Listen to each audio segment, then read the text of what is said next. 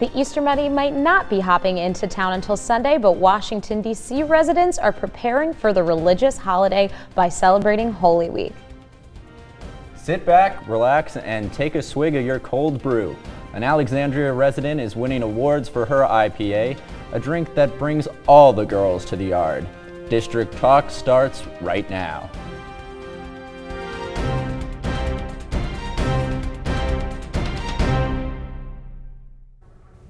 Good afternoon and welcome to District Talk. I'm Danielle DiBartolo. And I'm Patrick Kavanaugh. Up first on District Talk, let's review the top 5 things you need to know from the world of politics this week. Coming in at number 5, White House Press Secretary Sean Spicer set off a Twitter storm on Tuesday when he implied that Syrian President Bashar al-Assad was worse than Hitler because Hitler had not used chemical weapons against his people. Hitler did in fact use poison gas in several death camps during World War II. Number 4, British spy agency GCHQ altered U.S. intelligence as early as 2 years ago of the connection between the candidate Donald Trump and Russian operatives. The FBI is currently investigating whether Russia meddled in last year's election. Number 3, Secretary of State Rex Tillerson said that U.S. and Russian relations are at a new low point. Tillerson held a joint press conference with Russian Foreign Minister Sergei Lavrov yesterday, but the two disagreed on so many topics, it felt like neither person was aware of the other. Number 2, tensions between the U.S. and North Korea are higher than ever. Today, China warned that tensions must be alleviated before they reach an irreversible and unmanageable stage. North Korea is preparing to conduct its 6th nuclear weapons test. If the test goes through, an NBC report says the U.S. is prepared to launch a preemptive strike against North Korea using conventional weapons. And our number 1 political story this week is the mother of all bombs. The U.S. dropped its largest non-nuclear weapon Thursday in Afghanistan, killing 36 militants and destroying 3 large caves used by the Islamic State. This was the first time this type of bomb has been used in combat. And that is the top 5 things you need to know from the political world this week. A new radio show is making waves for its unflinching look at the American public. Every day, host Joshua Johnson looks to bring context to stories unfolding across the country. District Talk's Megan O'Keefe has more. 1A here in one of our studios at WAMU in Washington. That is the face of NPR's newest morning news show, 1A, a show that is changing the tone of public radio with a young voice and a platform for listeners to be part of the show. Joshua Johnson is 1A's host and is tasked with filling the shoes of the long-standing Diane Rehm show. We were taking over from a show which had been running on NPR for a long time, actually hosted by someone who had done it for 37 years. With this major shift in hosts, WAMU was pleasantly surprised with what their listeners had to say. The audience has responded really well. We get emails all the time saying, I love the Diane Rehm show, and I was really nervous about what was coming next, but I really love Joshua and the direction the show is going.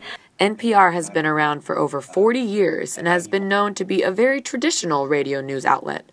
Yet Johnson's new show, 1A, is taking public radio in a new direction with their audience engagement. The philosophy we have on 1A is to share what you know. Don't tell us what you think. Opinion is fine. If they want to do that, they can do that. But we're looking for the experience. We have an amazing audience with amazing experiences and incredible backgrounds. And if we can get a piece of that on the show, then I think we start getting into new areas. The show is aiming to expand from NPR's traditional audience and reach out to younger listeners in some non-traditional ways. We're sort of pitching not the typical public radio pieces. Like, I think a couple weeks ago we did a show on fan fiction. Last week we did a show on hip-hop and its place in academics. So it's been really cool. The show is only in its 4th month on the air. Whether by luck or design, I don't know. But obviously at the moment the news is crazy. And because people are really plugged in to what's going on in the world, they've been really attentive and they've been very supportive. So it's been fun.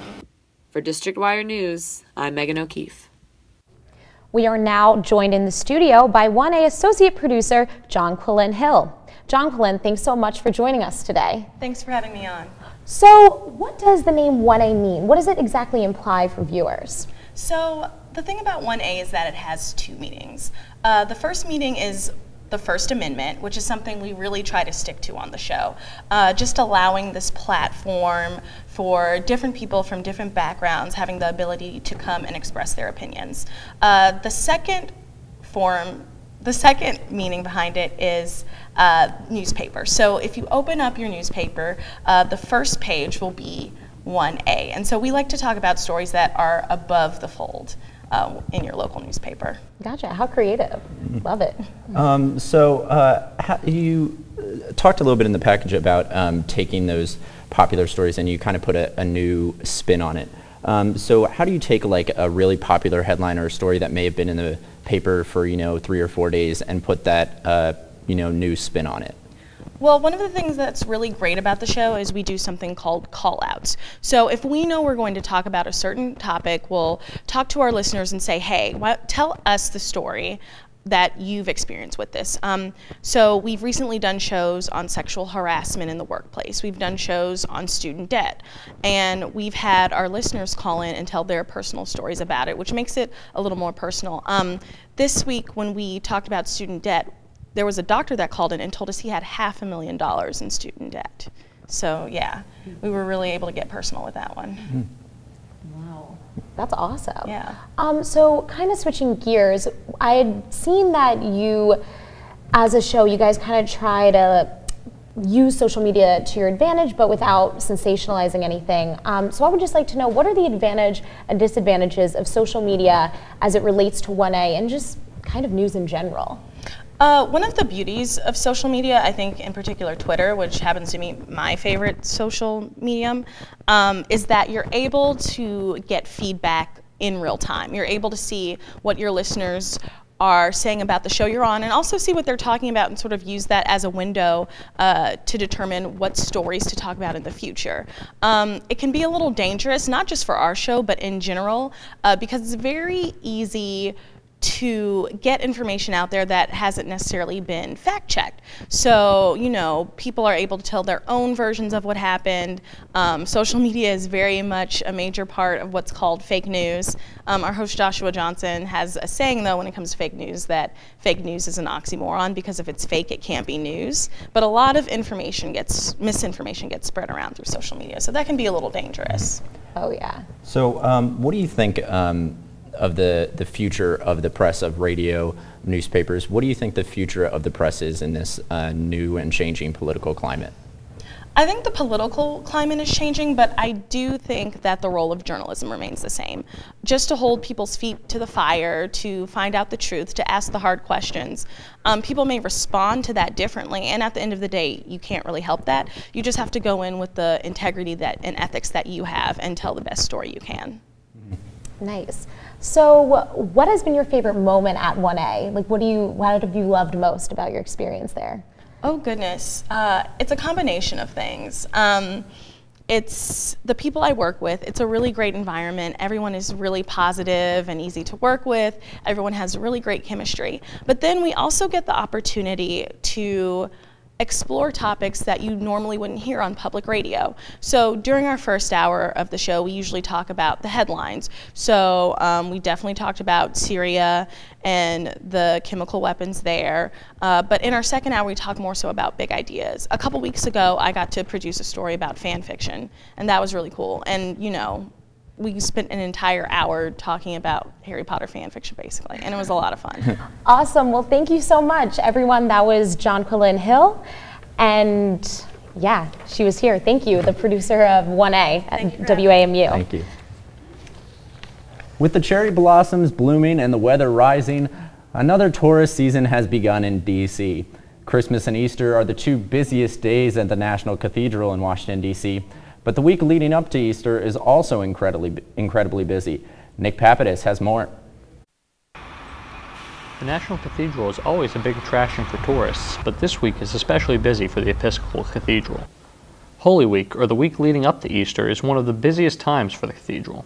Yeah, so Holy Week is pretty much all hands on deck. We have something going on here every day on the worship front, which is We do worship every day during the year, but this year, for Holy Week, it's more than usual. We have so many people here on Easter Sunday that we have to do passes just for crowd control and security and safety for everyone. So a lot of people who are coming to DC this time of year will ask us for a pass to come worship here on Easter Sunday. So we have a lot of out-of-towners, a lot of non-regular people. But then just during the week, starting with Palm Sunday, all the way through Easter Sunday, it's just maximum capacity crowds. Local businesses are also impacted by the increase in traffic. Open City is located on the grounds of the cathedral.